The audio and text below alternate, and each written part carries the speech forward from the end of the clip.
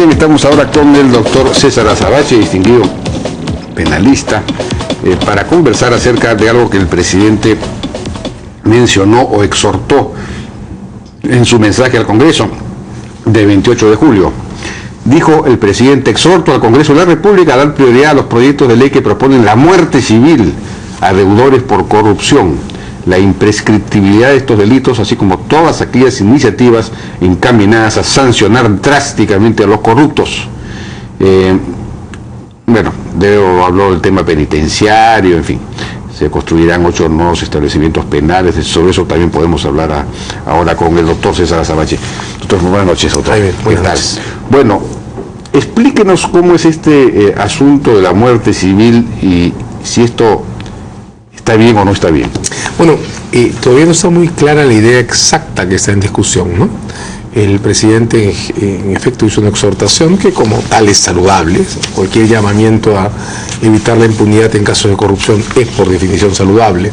Ahora, la idea de la muerte civil no corresponde exactamente a esa referencia que también se mencionó en el discurso, vinculada a asegurar que las reparaciones civiles se paguen. Ahí hay un cruce de dos conceptos distintos, y esto puede sonar muy técnico, pero hay un cruce de dos herramientas distintas. Para comenzar, ¿qué es muerte civil? Es una incapacidad absoluta establecida por un tribunal. La interdicción civil, ¿no? Correcto. Alguien que yo no puedo firmar cheques, ni casarse, ni contratarse, pero por supuesto es un incapaz absoluto. O sea, el muerto civil necesita un curador para poder vivir en la sociedad. Y eso es muy complicado. Es muy complicado, entre otras razones, porque nuestro derecho, por ejemplo, nuestro sistema, solo se ha admitido como condena para el caso de terrorismo. Y hay moralmente una distancia fácilmente visible entre los casos de terrorismo y los casos de corrupción. Claro. Significa esto que pensar en la muerte civil, que es una condena además definitiva, no es imposible ni es un absurdo, pero hay que hacerse cargo de los costos y las consecuencias que implica. Si tenemos la muerte civil para el terrorismo, que creo que es casi unánimemente el delito más rechazado en nuestro medio, y tenemos la muerte civil para los casos de corrupción, ¿qué vamos a hacer con los delitos que están en medio, por decirlo de alguna manera? Si ponemos la muerte civil por los casos de corrupción, lo que probablemente pase es que de acá a un tiempo un sector de la sociedad va a pedir muerte civil para los casos vinculados a violaciones a los derechos humanos. Y luego van a haber movimientos que van a pedir la muerte civil para los casos de homicidios cometidos en el contexto de secuestros. Parece que habría una relación de causa-efecto entre la corrupción y la muerte civil. La idea sería, bueno, tú que le has robado al Estado, no podrás disfrutar del producto de ese robo porque ya no vas a poder hacer ninguna operación económica. Ese es un poco el castigo, es como cortarle la mano al ladrón, digamos. Y los condenados por extorsión o robo, que también han robado, no al Estado, pero a particulares y a personas que pueden sufrir muchísimo más que el Estado por sus pérdidas, no. El problema es que este tipo de medidas, yo sé que en esto los penalistas somos muy antipáticos, pero no, a mí me parece... Acá siempre tenemos que decir que estas cosas son adictivas, hay que tener mucho cuidado, porque estas nuevas condenas absolutas vienen a la sociedad como olas, ¿no? Primero fue la condena de 30 años, luego la condena de prisión perpetua, luego los agravamientos masivos de penas por concurrencia de delitos, luego regresó la reincidencia, la habitualidad, ahora viene la muerte civil y seguimos empujando para arriba.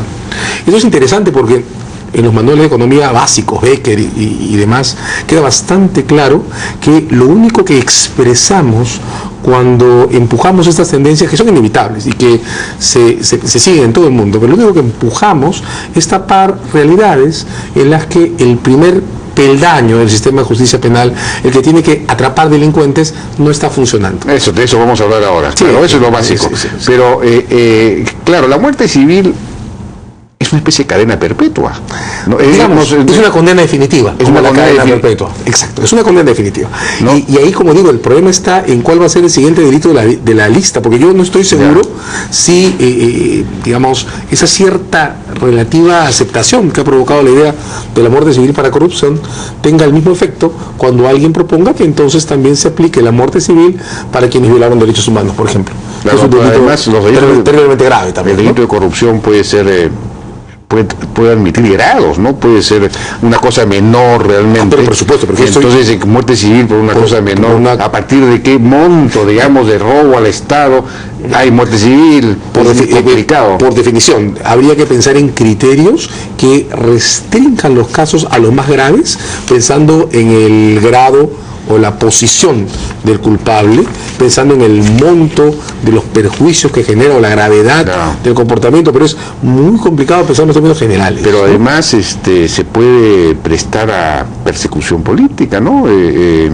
Digamos, un gobierno que pudiera tener alguna tendencia autoritaria o ni siquiera eso, simplemente un acto de venganza política podría llevar a influir en un juez para que le aplique muerte civil a un opositor político. Ese es un tremendo punto, pero no, es peligroso. Es un gran punto, Jaime, porque los casos de corrupción, de alta corrupción, ¿verdad?, como los casos de violaciones a los derechos humanos, solo se investigan en el régimen siguiente, ¿correcto? Claro. Porque la característica de la estructura de estos crímenes es que siempre se cometen alrededor de un cierto manto de protección pública, coyuntural, de modo que por eso, esos son los dos delitos, derechos humanos y corrupción, en los que siempre se discute también la imprescriptibilidad, porque el tiempo es una variable que entra en juego. Lo otro que quería decir es que la relación entre la muerte civil y el evitar que el delincuente aproveche los frutos del delito, para comenzar, llevaría a pensar que entonces, antes que pensar en corrupción, también tendríamos que pensar en la muerte civil para los casos de lavado de activos, ¿no?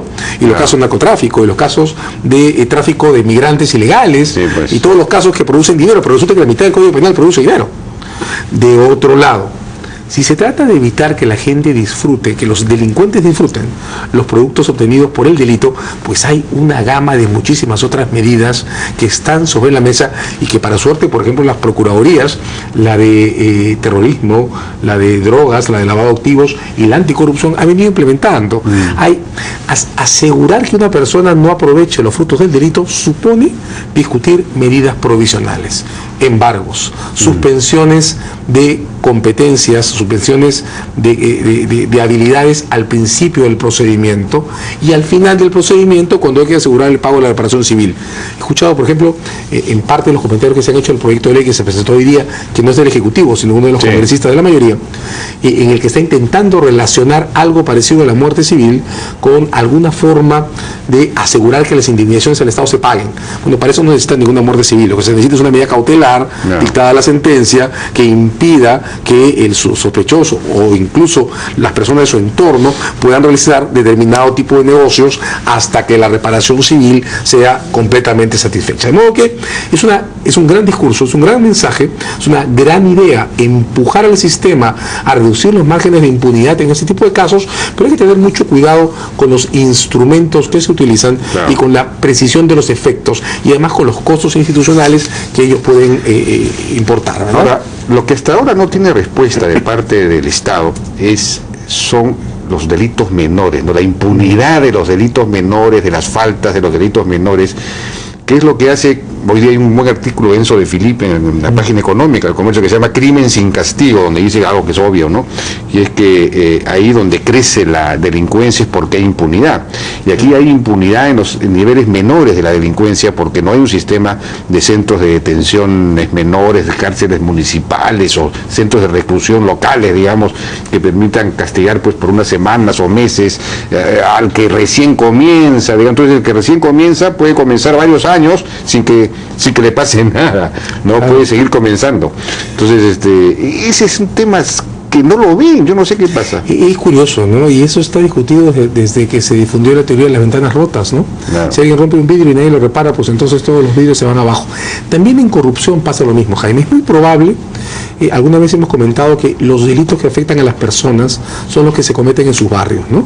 Que le peguen al hijo en un parque, que le roben a la señora el monedero en la esquina, y esos delitos que parecen insignificantes, si lo vemos desde el punto de vista de los grandes agregados macroeconómicos, son sin embargo lo que más deterioran la percepción de la gente sobre la vigencia de la ley.